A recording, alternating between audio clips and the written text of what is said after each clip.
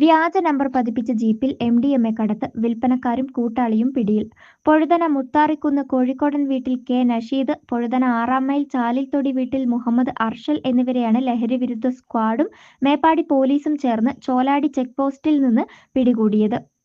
ഇന്ന് ഉച്ചയോടെ ചോലാടി ചെക്ക് പോസ്റ്റിന് സമീപം വെച്ച് നടത്തിയ വാഹന പരിശോധനയ്ക്കിടയിലാണ് 11.09 ഗ്രാം MDMAയും 2.35 ഗ്രാം കഞ്ചാവുമായി ഇവർ പിടിയിലാകുന്നത്.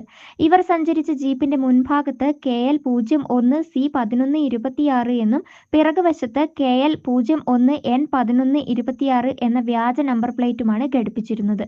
ഇവരെ നിരന്തരം പോലീസ് നിരീക്ഷിച്ചു വരികയായിരുന്നു. പിടിയിലായവർ ജില്ലയിലുടനീളം വിൽപ്പന നടത്തുന്നവരിലെ പ്രധാന കണ്ണികളാണ്. Sub inspector V. Sharafuddin, senior CPO Sajad, ജില്ലാ ലഹരിവിരുദ്ധ സ്ക്വാഡ് എന്നിവരടങ്ങുന്ന പോലീസ് സംഘമാണ് പരിശോധന നടത്തിയത്.